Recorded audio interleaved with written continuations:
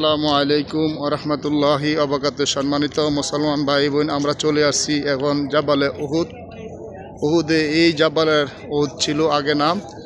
নবীজি বলছে দাঁড়াও, এই জন্য হচ্ছে জাবালে রুমান। এই রুমান পাহাড়ে নবীজি সাহাবীদেরকে বলছে তোমরা দাঁড়িয়ে থাকো।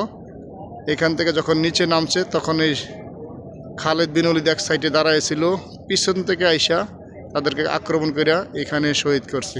যে শহীদগুলো এখানে এই কবরস্থান, এটা বলে কবরস্থান, আরবিতে বলে মাকবারা।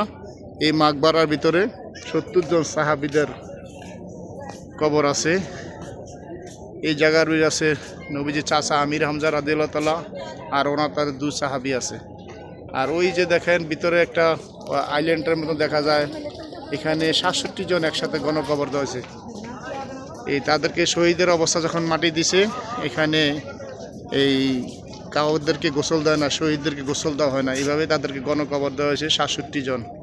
আর ওই যে পাহাড় দেখতেছেন পিছনে, এই পাহাড় হলো নবীজির দন্দল মোবারক শহীদ হয়েছে। একটা পাহাড় দেখেন আলাদা হয়ে গেছে, দেখেন অটোমেটিক আল্লাহ হুকুম করছে, আল্লাহ রাসূল সালামকে পাহাড়ের দিকে তোমরা নিয়ে যাও।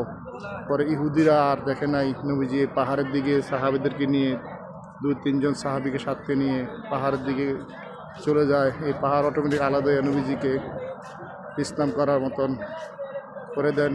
এটা হলো জাবালে উহুদ পাহাড়। এই পাহাড়ে জান্নাতি পাহাড়, এই পাহাড়ে কিয়ামতের আগে পুরোটা পাহাড় স্বর্ণ হয়ে যাবে। এটাই বলে জাবালে উহুদ পাহাড়।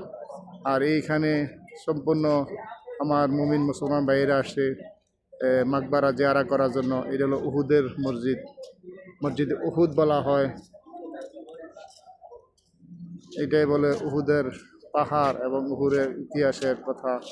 এই উহুদ পাহাড় আমরা যারা জানাজায় শরীক হই তাদের জন্য একটা উহুদ পাহাড় সমান সওয়াব এই জাবালে উহুদ বলা হয়। আসসালামু আলাইকুম ওয়া রাহমাতুল্লাহি ওয়া বারাকাতুহু।